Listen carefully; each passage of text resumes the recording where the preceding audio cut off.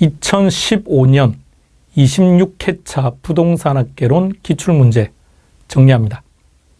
1번 문제, 부동산학. 자, 우리 10년에 딱 한 번 나왔던 문제입니다. 볼까요? 먼저 우리가 동그라미 1번 같은 경우 우리가 기억할 건 두 가지죠. 부동산학의 학문적 성격, 그러면 순수과학 아니고 자연과학 아니다. 그럼 1번 같은 경우에 둘 중에 하나를 선택하는 문제니까 응용과학에 속한다. 2번, 부동산학의 연구 대상에는 활동과 현상이 있다. 3번의 종합식 접근 방법, 이거는 개론 사실문제 전범위 다 속하는 겁니다. 종합, 복합 개념, 유형, 무형, 기술, 경제, 법률 다 포함되는 것들입니다. 동그라미 4번 종합이다. 동그라미 5번에서 첫 번째 키가 체유효 이용이죠. 그럼 체유효 이용이 뭐냐고 물어본다면 아무것도 필요 없고 능률화만 찾으면 되겠죠. 따라서 답은 5번 됩니다. 2번 문제로 갑니다. 영속성 특성으로서 옳은 걸 찾아라 그랬네요. 기억은 집약적 이용이다. 집약적이고 입체적으로 이용하자. 왜? 토지가 부족하니까. 그리고 부족 문제라고 했으니까 부정성이 됩니다. 니은. 니은은 결론은 감가되지 않는다는 거죠. 감가되지 않는다. 감가되지 않으니까 재생산할 필요가 없다는 거니까 영속성 정확합니다. 디귿으로 갑니다. 임장활동 부동성. 지역 분석은 부동성도 되고 인접성도 되는 거죠. 따라 디귿은 부동성입니다. 리얼. 자, 리얼은 일물 일가만 보고 답 찍으면 큰일 납니다. 일물 일가를 배제한다. 개별성. 완전한 대체가 어렵다. 그것도 개별성. 미음은 장기. 장기가 나오니까 무조건 영속성이죠. 장기적 배려 필요 없습니다. 그냥 장기라는 단어만 뜨면 영속성. 그리고 가치 보존력이 우수하다. 구매력을 보호한다. 이것도 영속성. 따라서 영속성에 해당되는 것은 2개. 답은 2번 됩니다. 3번. 물에 침식되어서 수면 밑으로 잠겼다. 포락지. 4번 문제 갑니다. 다음 중 수요가 증가되는 원인을 찾아라. 첫 번째, 소득이 증가했으니까 수요 증가. 거래세가 인상되면 수요 감소. 금리 하락했으니까 수요 증가겠죠. 자, 그 다음에 가격이 상승할 거라고 수요자가 기대한대요. 앞으로 가격이 올라갈 거다. 그럼 지금 빨리 사야죠. 수요 증가. 인구 감소했으니까 수요 감소. 답은 4번 됩니다. 5번 문제로 갑니다. 기억 1번 제일 중요한 거요. 대체재가 떴다 그러면 무조건 가격을 찾는다. 그 다음 비례로 가면 되겠죠. 가격이 상승했으니까 수요 증가, 가격 상승. 정확한 표현입니다. 동그라미 2번에 건축 기자재 가격이 상승했다는 말은 생산비가 증가했다는 거죠. 그럼 생산비가 증가했으니까 공급은 감소. 가운데 건 볼 필요가 없죠. 자, 여러분 이런 것도 실력입니다. 보지 말아야 될 것을 안 보는 것. 이게 정말 진정한 객관식 문제를 풀 때 실력입니다. 동그라미 3번 한번 잘 보세요. 주택 가격이 상승한 겁니다. 그럼 주택 가격이 상승했으니까 주택 공급은 증가하겠죠. 그러면 주택 공급을 증가시키려면 땅이 있어야 땅이. 그럼 주거용지 공급도 증가한다. 답은 3번 됩니다. 동그라미 4번 완전 경쟁시장. 지금 동그라미 4번 지문이요. 우리 시험 1회 때부터 33회 때까지 2번 나왔던 지문입니다. 그런데 아무것도 생각하지 말고 여러분들은 지금 효율적 시장에서 완전 경쟁시장에 대해서 한 가지만 기억합니다. 완전 경쟁시장이 어떤 시장인지 설명해 보세요. 초과이윤이 발생하지 않는 시장. 그러면 완전 경쟁시장 왜 초과이윤이 발생하지 않을까요? 일치하니까. 다른 거 보지 마세요. 그냥 완전 경쟁시장이 떴다. 일치만 찾으세요. 동그라미 5번으로 가겠습니다. 물리적 공급이라고 했네요. 부정성 말하는 거죠. 따라서 단기적으로 비탄력적인, 정확히 말하면 완전 비탄력이 실은 맞는 것인데요. 자, 답은 3번 됩니다. 왜 완전 비탄력이 맞냐면 앞에 물리적 공급이라고 제시를 해버리기 때문에. 답은 3번 됩니다. 6번 문제로 갑니다. 레일리의 소매 인력 법칙 확인하는 순간 그림부터 그린다. 인구수 찾아오세요. A 도시가 10,000명, B 도시가 5,000. 거리 확보하고요. 1km, 2km의 제곱 계산했더니 아이고 숫자가 지저분합니다. 그럼 어쩔 수 없죠. 자, 2개 더 하세요. 11,250분의 한쪽만 계산합시다. 만. 잠깐만요. 여러분 일단 계산기를 눌러봐요. 만 나누기 11,250 하세요. 그럼 0.89가 아닙니다. 뒤에 뭐가 많죠? 0.888 이런 오죠. 그 인위적으로 반올림하시면 안 돼요. 그대로 두세요. 그 숫자 그대로 두고 그리고 소비자가 몇 명이 살고 있답니까? 자, 제일 앞에 보세요. C도 C 사이, A와 B 사이에 9,000명이 있다 그랬죠. 그럼 지금 계산기에 0.88889 돼 있죠. 거기다가 9,000명 곱해보세요. 그다음 9,000명 곱하면 딱 8,000명이 뜰 겁니다. 따라서 A 쪽으로는 8,000명, 그럼 나머지 1,000명이 B 쪽으로. 따라 답은 5번 됩니다. 자, 방금 계산 문제를 푸실 때 여러분 절대 인위적으로 반올림하시면 안 돼요. 반올림 하다 보면 숫자가 근사치가 생기기 때문에 위험할 수가 있습니다. 그래서 계산 문제 풀 때는 소수점 뒤에 숫자가 많이 나오면 그냥 그대로 두시고 계산을 이어가세요. 그래야 계산 문제가 아주 명확하게 나올 겁니다. 답은 5번 됩니다. 7번 문제 들어가 볼까요? 균형 가격은 얼마나 변했습니까? 라고 물었습니다. 시장 공급은 3P인데 수요 함수가 1200-P에서 1600-P로 변했답니다. 첫 번째 변화 전부터 한번 구해볼까요? 수요 함수부터 읽어보세요. 시작. 1200-P는 3P. P끼리 모읍시다. P끼리 모으면 4P죠. 4P는 1200. 양변을 4로 나누면 되겠죠? 그럼 P는 300. 자, 변화 후로 갑시다. 그냥 가격만 구하니까 가격만 구합시다. 변화 후 읽어볼까요? 1600-P는 3P. 자, P끼리 모읍니다. 4P는 1600. 그럼 P는 400. 300에서 400 된 거니까 100 상승. 답은 4번 됩니다. 8번 문제로 가겠습니다. 자, 지금 동그라미 1번과 2번은 뭘 물어본 거죠? 조세 귀착이죠. 조세 귀착에서 우리가 기억하는 것은 비탄력적인 쪽에서 많이 부담한다. 그럼 동그라미 1번 어느 쪽이 비탄력이랍니까? 공급. 그럼 공급이 비탄력이면 공급자 부담이 더 커진다. 2번은 수요가 비탄력적이죠. 그럼 수요자 부담이 더 커진다. 동그라미 3번과 4번 소비자 잉여 감소하고 생산자 잉여 감소고 이거 완전히 다 외운 거죠. 문제가 스탠다드합니다.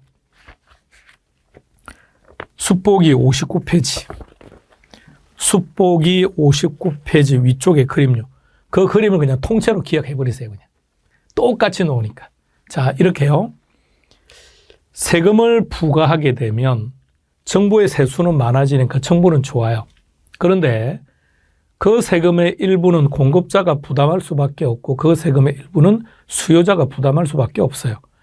그럼 세금을 부담한 것만큼 수요자 입장에서 가격은 상승해서 불리하고 세금이 상승해서 공급자 입장에서 보면 양도 차익이 적어지는 거니까 소비자든 생산자든 모두 다 불리하다 이 말이죠. 따라서 동그라미 5번 정부의 세수가 증가한다 정확합니다. 경제적 순손실, 소비자 잉여 감소, 생산자 잉여 감소 합쳐서 경제적 순손실이 발생하는 거죠. 자, 이 과정을 거쳐서. 따라 답은 5번 됩니다. 9번 문제로 가겠습니다. 동그라미 1번. 여러분 다른 건 아실 필요 없고 우리가 학습하는 범위 내에서 그냥 이 업무를 담당하는 데는 한국주택금융공사라는 것만 기억하시죠. 주택저당증권 이게 우리가 말하는 MBS죠. MBS. 동그라미 2번으로 갑시다. 시장 이자율이 약정 이자율보다 높다라는 말은 고립니까? 절입니까? 그럼 스톱하고요. 시장 이자율과 대출 약정 이자율이라는 게 있는데 이 둘 중에 지금 차입자가 부담하는 이자율이 뭐죠? 그게 약정 이자율. 시장 이자율이 약정 이자율보다 높아요. 그럼 차입자는 저리로 지금 대출받고 있다는 뜻이겠죠. 유리하죠. 조기 상환할 이유가 없죠.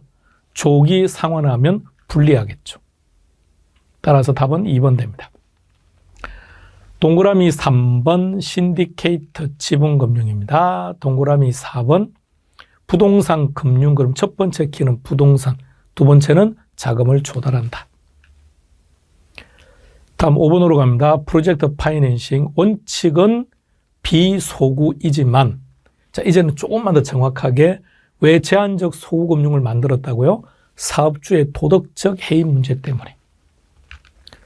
따라서 답은 2번 됩니다. 10번 문제로 가겠습니다. 부동산 투자회사 1번 설립자본금 자기죠. 5억 이상 정확합니다. 답은 1번이네요. 동그라미 2번 위탁관리와 기업구조조정은 설립자본금 3억 맞는데 그 뒤를 봐요. 영업인가를 받거나 등록을 한 날부터 6개월이 지났다. 무슨 자본금? 최저자본금. 최저자본금은 자기는 70억 이상, 위탁과 기업구조조정은 50억 이상이 돼야죠.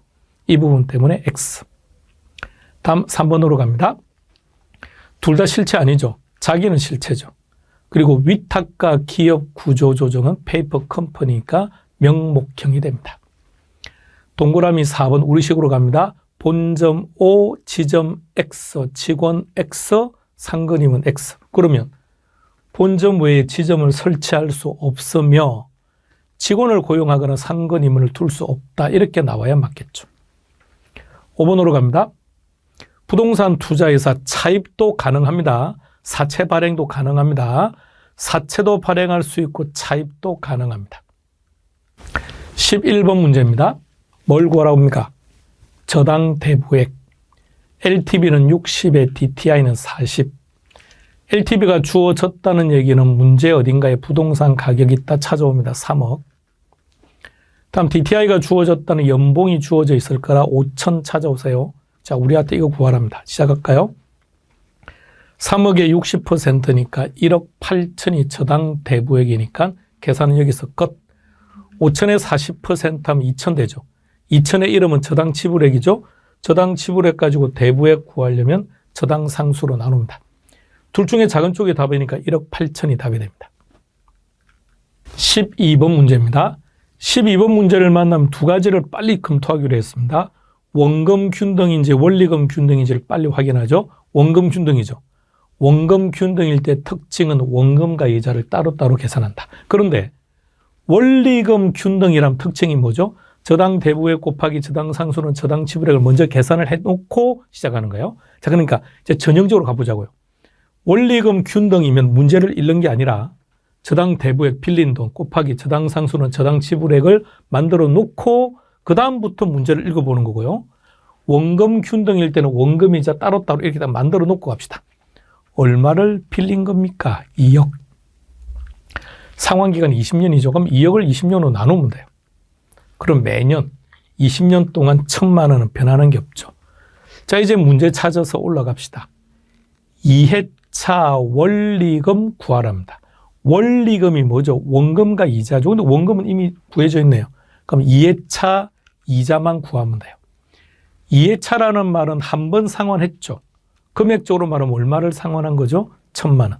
그러면 2억에서 1,000만 원을 뺀 금액의 5%. 2억에서 1,000만 원 상환했으니까 뺀 금액의 5%. 그럼 이 둘을 합치면 그게 답입니다. 따라서 답은 4번 됩니다. 13번 문제로 갑니다. 동그라미 1번. 1번이 제일 정확한 표현이고 1번 이외에는 알 필요 없어요. 다시 말해서 시중에 있는 그 엉터리 문제들 보시면 안 돼요. 자, 1번. 회복 등등 사국면 외에 안정시장이라는 국민의 이게 제일 정확한 말입니다. 단 이게 한 가지만요. 현재 1번 지문처럼 나왔을 때는 우리가 신경 쓸 필요가 없는데 회복 상향 등에서 순차적으로 반복된다. 순차적으로 반복된다. 이렇게 놓을 때는 순서를 꼭 확인해 보셔야 됩니다. 동그라미 2번 두 가지 본다 그랬죠. 가장 많이 사용한다. 그럴 때는 동행지표가 맞는지를 확인하는데 지금 2번처럼 이들을 통해서 부동산 경기 변동을 확인할 수 있다고 놓을 때는 1절 지표들이 무엇인지 볼 필요가 없다. 무조건 100% 옳은 지문이다. 2번 일반 경기에 비해서 부동산은 저점이 깊고 정점이 높아서 진폭이 크다 이래야죠. 답은 3번 됩니다. 4번 갑니다. 경기 변동의 유형들이죠. 이런 건 신경 쓸 필요 없죠. 단지 순환적 변동이 답이라면 키워드는 뭐죠? 정점, 저점, 주기, 진폭, 회복. 계절적 변동이 답이다. 물론 봄, 가을 좋은데 그것보다는 반복적, 매년. 무작위적 변동이 답이다. 일시적 또는 정책. 동그라미 5번 과거 사례 가격에서는 상하죠. 그래서 상향이니까 한선, 상하. 이것만 보시면 됩니다. 14번 문제로 갑니다. 첫 번째 A. 교차 탄력성을 구하랍니다. 오유, 답이 바로 나왔네요. 다시 갈게요. 자, 정확히 봅시다. 소형 아파트 임차 수요의 교차 탄력성. 그러니까 우리는 좀 더 정확하게 해요. 정확히 표현하세요. 오피스텔 가격에 대한 소형 아파트 수요의 교차 탄력이 되겠죠. 그러면 오피스 임대료는 10% 상승, 분모는 10% 상승했더니 소형 아파트 수요가 5%인가 10% 상승, 분자는 5% 증가. 10%, 5%, 0.5. 둘 다 같은 방향이니까 플러스 값입니다. 그럼 이 둘의 관계는 따질 필요 없죠. 플러스 값이니까 대체제인데, 그죠? 대체제인데 한번 따져보자고요. 위에 주어진 조건에서 오피스 임대료가 상승했더니 소형 아파트 수요가 증가했다. 상승했더니 증가했다. 비례. 이렇게 해서 대체제를 결정하셔도 되고요. 답은 4번 됩니다. 15번 문제로 가겠습니다. 틀린 걸 찾아라. 동그라미 1번. 1번에서 구태 우리가 찾는다면 지역 시장의 지역성 혹은 지역 시장이 존재한다 이런 거죠. 이걸 구태요. 토지의 특성과 연결한다면 부동성, 개별성이 다 연결돼요. 그래서 여러분들 토지의 특성에서 막 시중에 문제집이나 모의고사 보면 쓸데없는 것들을 자꾸 냅니다. 그럼 그런 거 여러분들 학습하다 보면 큰일 납니다. 자, 이 보세요. 부동성 때문에 개별성이 존재합니다. 동의하시겠습니까? 그럼 개별성의 그 모든 파생 특징을 부동성이라고 해도 문제가 될 게 없다고요. 그래서 이제는 문제가 아주 엄격해요. 다시 말해서 특히 토지의 특성은 기출문제 범위 안에서 100% 똑같이 나와요. 부동성, 개별성, 영속성, 인접성은 기출문제 범위 안에서 100% 똑같이 나오니까 기출문제를 벗어나는 것은 아예 보시면 안 돼요. 동그라미 2번으로 갑니다. 동그라미 2번하고 4번을 같이 볼까요? 왜곡된다는 것과 똑같은 것이 불안정 경쟁시장이라는 뜻이에요. 그럼 결론 뭐라 했습니까? 일치되지 않는다. 그럼 2번에서는 일치되지 않는다는 게 비대칭성일 거고요. 4번에서는 제약. 같이 놓고 보세요. 동그라미 5번. 활당 효율적 시장은 초과이윤이 발생 안 하죠. 초과이윤이 발생하지 않는다면 엄밀할 수가 없어요. 엄밀한 거래는 초과이윤을 수반하게 되어 있습니다. 과소과대라는 말도 존재할 수가 없습니다. 이 단어 다 틀린 겁니다. 그러니까 활당 효율적 시장 정확하게 말하면 일치하기 때문에 초과이윤이 발생하지 않는 시장을 말합니다. 답은 3번 됩니다. 동그라미 4번 가볼까요? 표준화가 어렵고 다양하다. 왜 그러느냐? 개별성 때문에요. 개별성 때문에. 자, 이렇게 해줘. 개별성 때문에 똑같은 아파트임에도 불구하고 층수가 달라진다는 이유, 층수가 달라지고 조망이 달라진다는 이유 때문에 가격이 달라지는 것도 개별성 때문인 겁니다. 16번 지문으로 가겠습니다. 1번. 우리 도시공간구조론에서요. 1번이 제일 많이 나왔거든요. 1번이 제일 많이 나왔는데 그중에 제일 많이 나온 건 다핵이라는 거예요. 핵이 여러 개다는 그 지문이 제일 많이 나왔습니다. 근데 그거는 단 한 번도 틀린 적도 없고요. 틀릴 수가 없죠.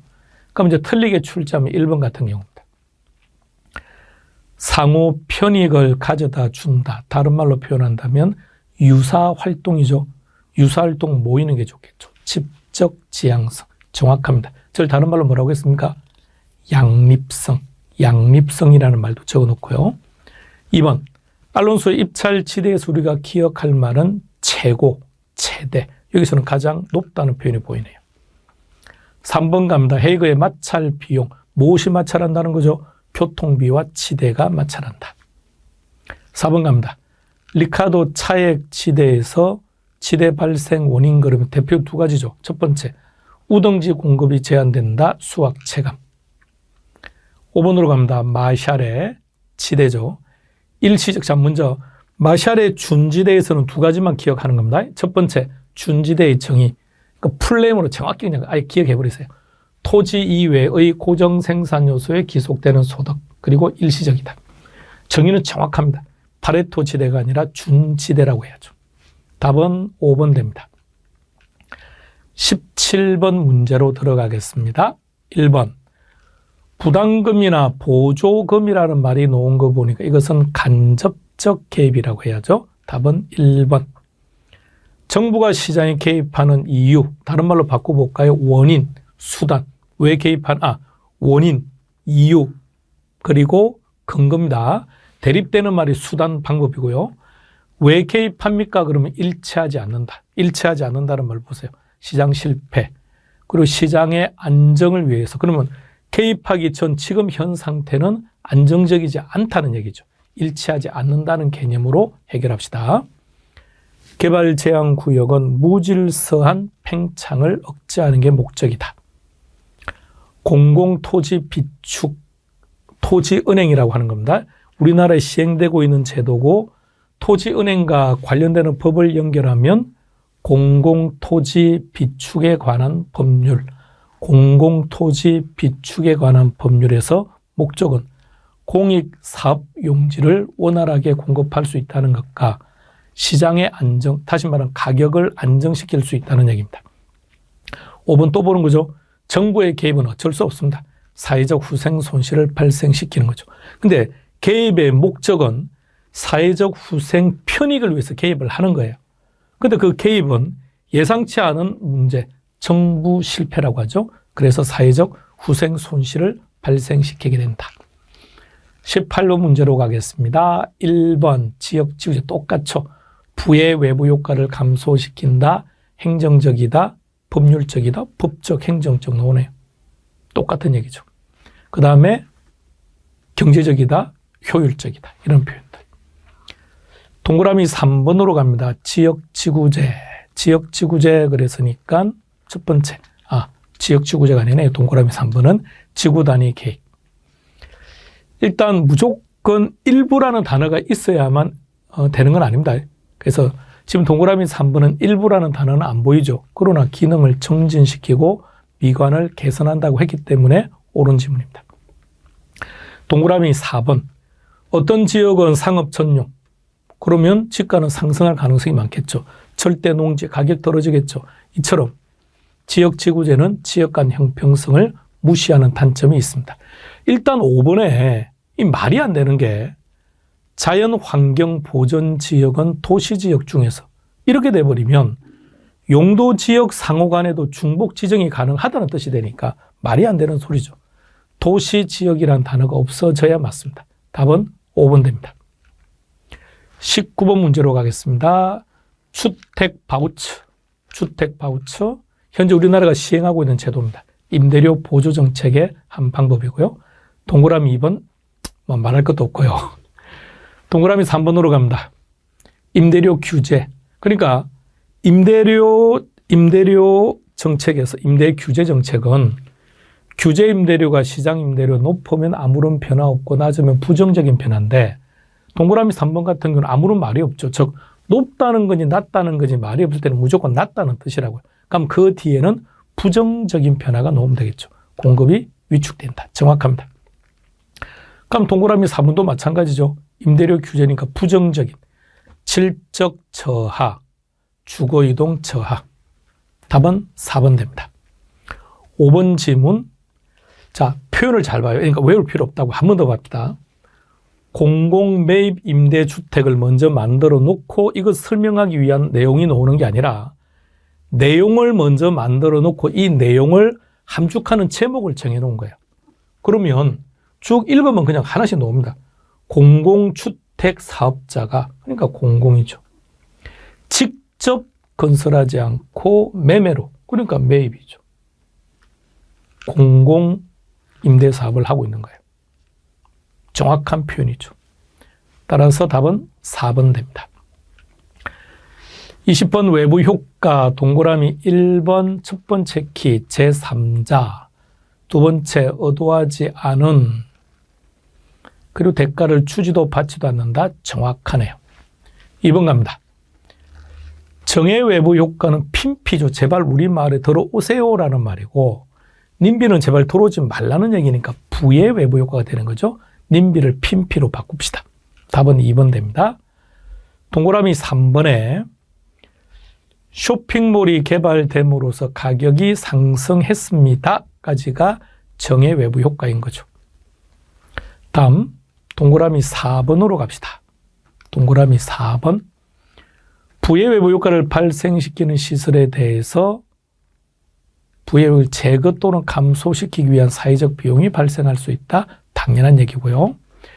부의 외부 효과는 바람직하지 못하죠. 그럼 어떻게 하면 제거시켜야 되죠. 그럼 제거시키기 위해서 갑돌이 보고 너가 제거해 이렇게 할 수는 없는 거 아닙니까? 사회가 제거해야 되니까 사회적 비용이 발생할 수밖에 없다.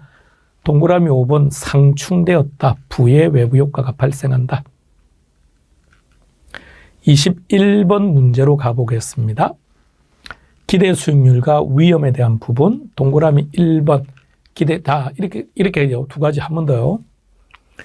동그라미 1번처럼 땡땡 수익률이 있다면 무조건 요구 수익률이 나와야 돼요. 자, 그리고 이 요구 수익률보다는 커야만 투자를 하는 거죠. 요구 수익률이 기대 수익률보다 크다. 그럼 기각이죠. 그러니까 제일 앞에 채택을 한다고 했으니까 커야 한다가 아니고 작아야 한다. 이런 형태 하나. 그러니까 이런 형태는 투자할 것이냐 기각할 것이냐를 물어보는 스타일이죠. 두 번째는 이 둘. 기대 수익률이든 요구 수익률이든 어느 한쪽이 크고 적고 이렇게 될 테니까 이 둘을 일치시키는 과정에서는 두 가지가 변하는 것이 아니라 어느 하나가 변하는 겁니다. 무엇이? 기대 수익률이. 동그라미 2번 평균 분산 지배 원리. 평균이 같으면 분산이 작은 것으로, 분산이 같으면 평균이 큰 것으로 투자하겠다. 기대 수익률이 같대요. 그럼 어떻게 할 겁니까? 기대 수익률이 같다고 했으니까 분산, 위험이 작은 쪽을 투자한다. 그러면 어느 쪽이 지금 안전하다는 거죠? A가 안전하다는 거죠? 그러면 A에 투자한다. 동그라미 3번으로 갑니다. 자, 물론 이 조건을 장난칠 수도 있을 겁니다. 근데 그런 일은 없을 거예요. 그러니까 X축이 뭔지 Y축이 뭔지 그런 건 아예 다 무시해버리고, 근데 이런 것들은 평소 우리가 알 때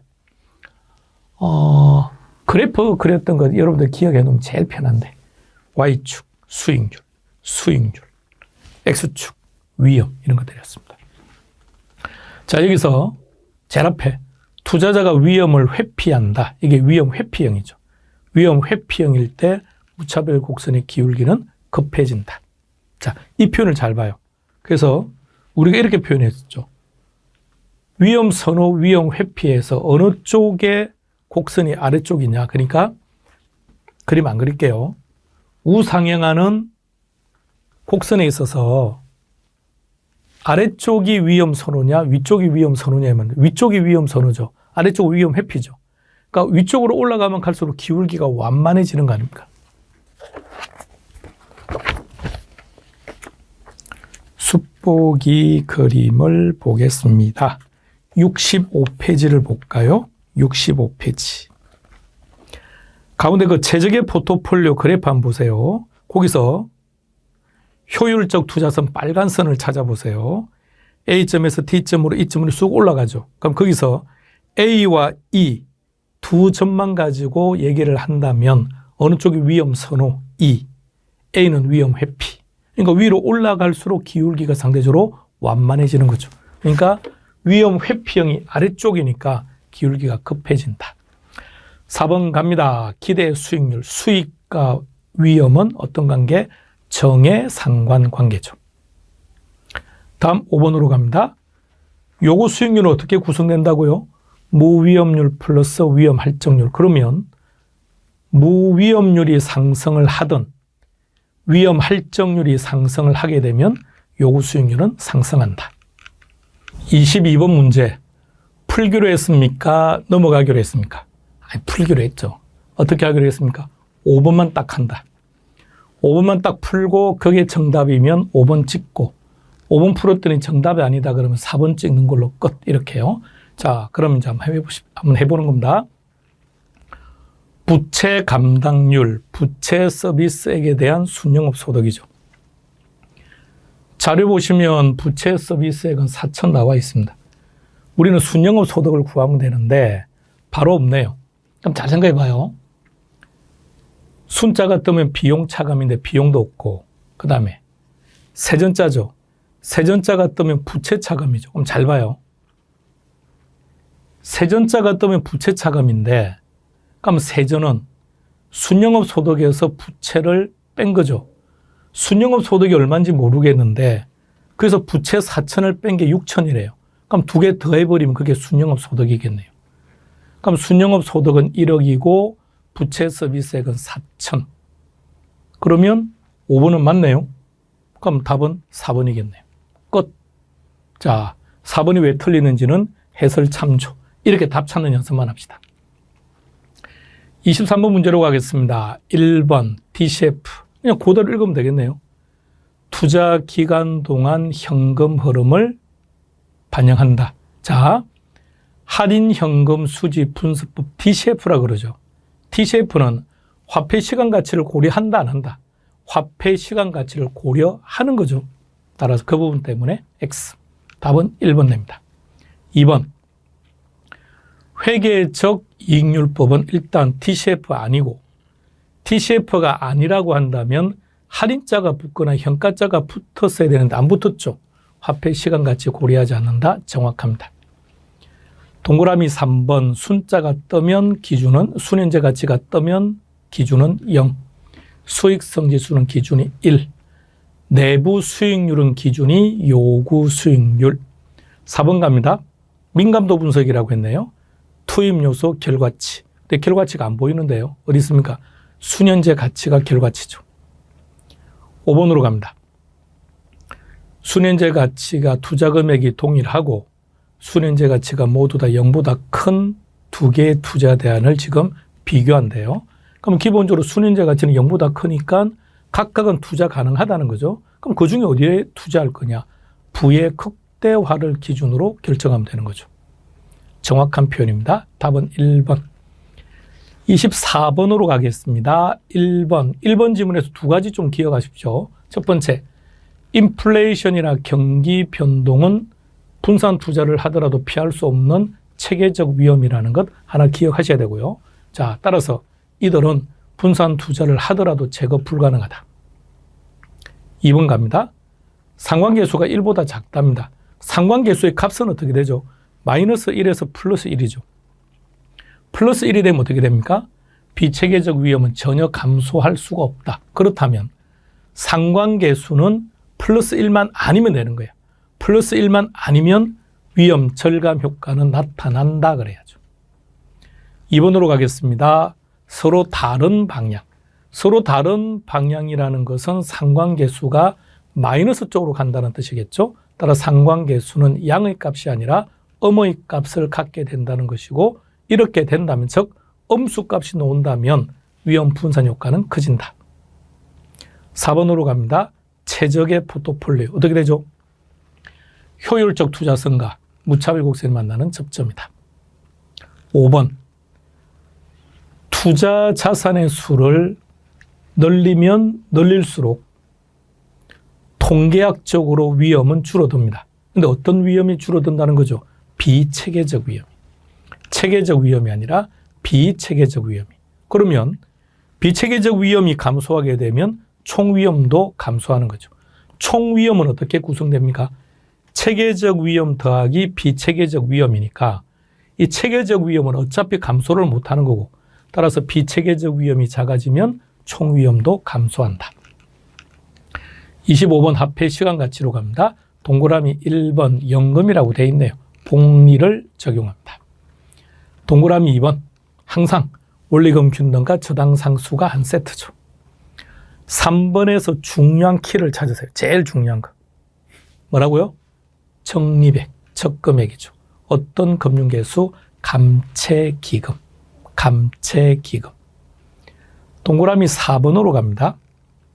그러면 지금 틀린 걸 찾는 게 4번, 답은 3번 됩니다. 동그라미 4번. 첫 번째 키는 매월. 두 번째는 현재 가치를 구하고 싶답니다. 매월 연금, 현재 가치. 연금의 현재 가치죠. 근데 지문에는 그런 말이 안 보입니다. 연금의 현재 가치 역수가 저당 상수니까 저당 상수의 역수라는 말이 연금의 현재 가치죠. 5번 필요한 것만 읽어볼까요? 비율 더하기 비율은 1. 비율 더하기 비율은 1. 따라서 답은 3번 됩니다. 우리 잠시 쉬었다가 커피 한 잔 마시고 이어가겠습니다.